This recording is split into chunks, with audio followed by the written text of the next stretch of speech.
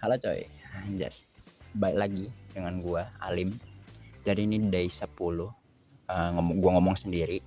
Buat kalian yang baru nonton atau mungkin baru lewat di algoritma, disaranin sama algoritma. Jadi itu ini cuman video gua ngomong-ngomong sendiri aja ya. Kayak gua mengeluarkan unek-unek lah, gua cerita atau mengeluarkan ide atau pandangan gua tentang ya yang ada di kehidupan lah. Ya anggap aja kayak nongkrong gini lah, makanya karena kan gua ngerokok juga. Terus nanti apa namanya gua ngomong-ngomong yang agak ngalor ngidul. Jadi kali ini gue mau ngebahas tentang aduh ngebahas tentang percintaan. Si, gue mau ngebahas tentang percintaan. Eh ini disclaimer dulu ya. Gue bukan bermaksud untuk seksis atau mungkin kayak mengobjektifikasi wanita, kayak melakukan apa memperdayakan wanita layaknya komoditas atau objek. Maksudnya kayak ini gue mau ngomongin perihal percintaan. Klaim gue adalah jalani percintaanmu layaknya kamu menjalankan bisnismu. Kenapa?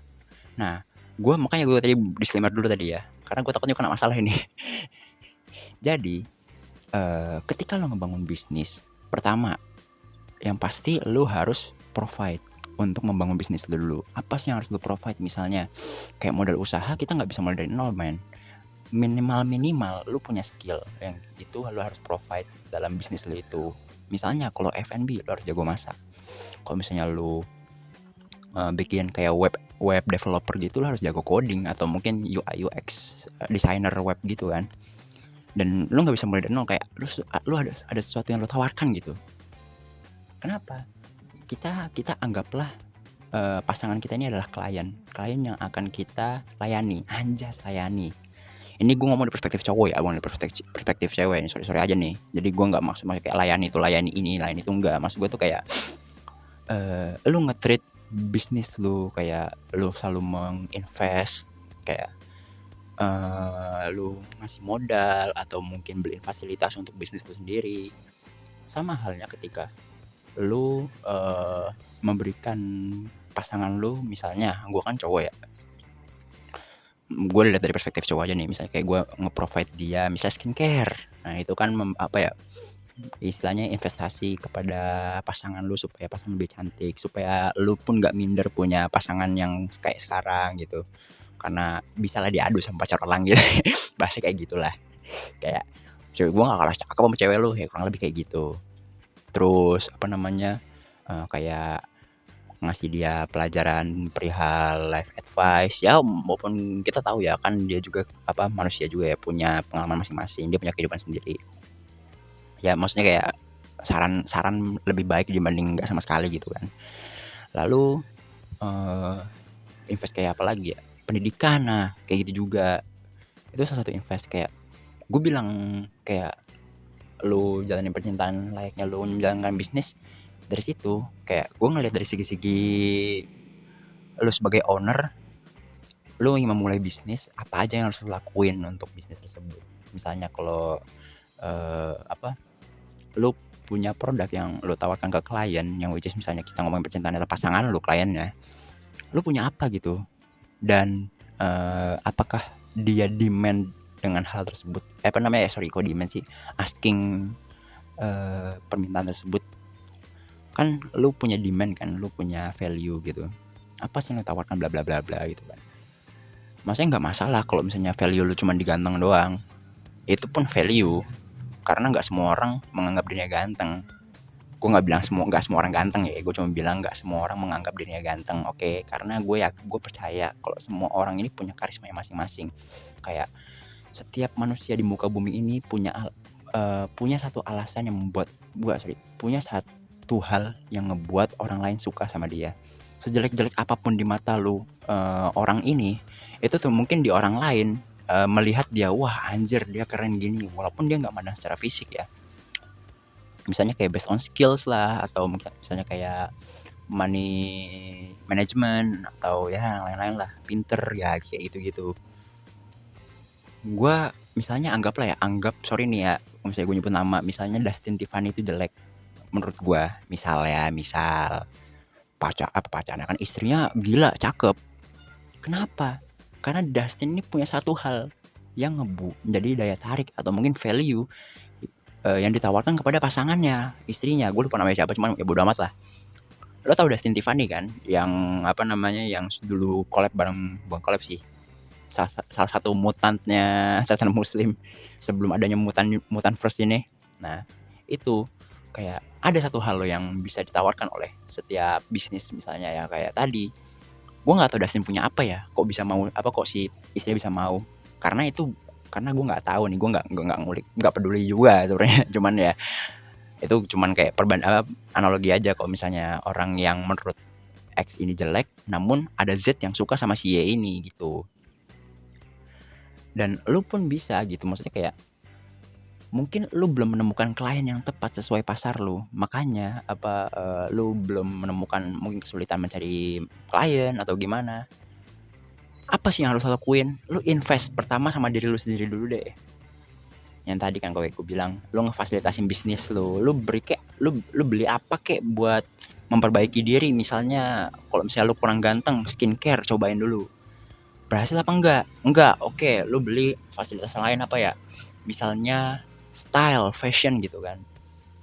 Ketika itu nggak bisa juga, oh mungkin ada yang salah dari diri lu. Misalnya mungkin ada satu orang yang udah tertarik sama lu, cuman orang tersebut udah riset tentang lu, dan ada satu hal yang mungkin belum lo ketahui kalau misalnya itu jadi nilai minus lu, misalnya money managing atau pendidikan lu kurang dan lain-lain, dan itu bisa lu improve, bisa lu perbaiki.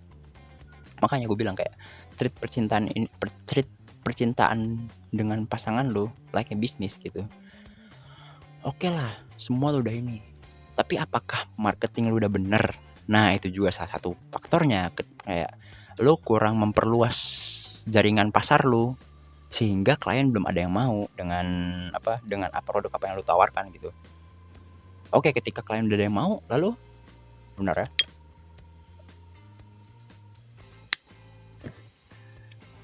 kalau ketika klien gue udah nemu klien, apa yang harus gue lakuin? Karena kalau misalnya kita setting goalsnya adalah mendapatkan klien, udah, lalu ngapain? Lu treat klien lu like-nya lu nge-treat klien beneran. Maksudnya kayak ketika lu punya bisnis dan lu punya klien, apa sih hal yang bikin lu menjadi takut lu kehilangan kerjasama dengan partner tersebut kan? Lakuinlah seperti itu. Apa yang sekiranya bakal lu lakuin ketika partner bisnis lu itu bukan mengancam sih, melihat lu udah ngebaca kayak, wah ini kayak bakal setahun 2 tahun lagi bakal mundur dari kerjasama gue. Lu mungkin bisa tanya sama konsultan atau mungkin sama manajer, asisten dan lain-lain gitulah dari pihak partner kerjasama lu.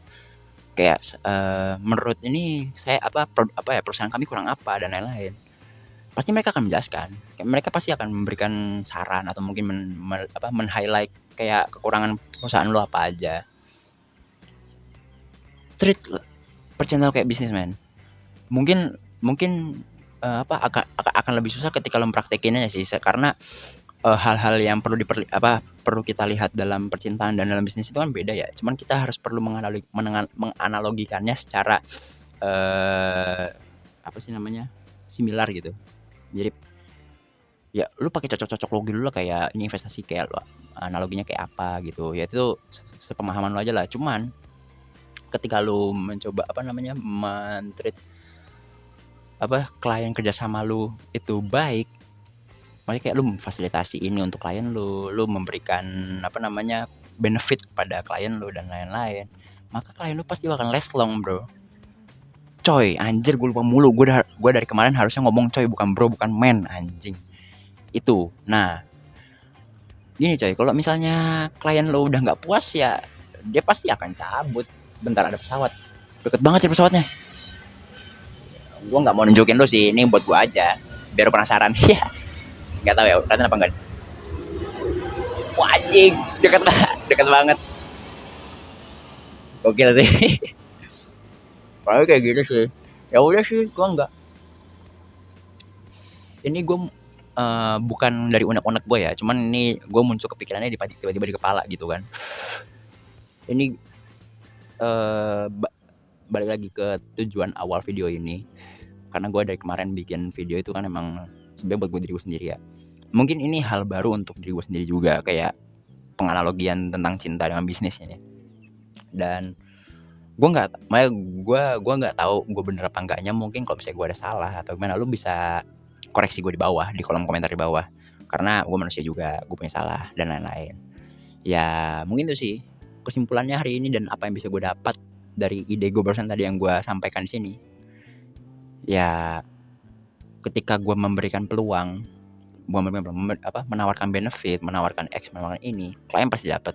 Namun ketika klien udah dapat, apakah benefit dan penawaran-penawaran yang gue tawarkan itu real adanya atau cuma scam aja? Karena banyak bisnis yang scam, yang kayak lu udah dikasih gono gini, cuman ternyata entah dipotong atau dikorupsi bla bla bla gitu kan. Yang salah kan pihak owner bisnisnya ya, atau memang dari lingkungan bisnis tersebut kan. Ya itu sih paling. Nggak ada lagi selain kereta dan pesawat yang lewat. Udah, mungkin itu aja. Gua akhiri video ini. Salam sejahtera, sehat selalu. Jangan lupa jaga pola makan, jangan lupa tidur. See ya coy. Cabut dulu.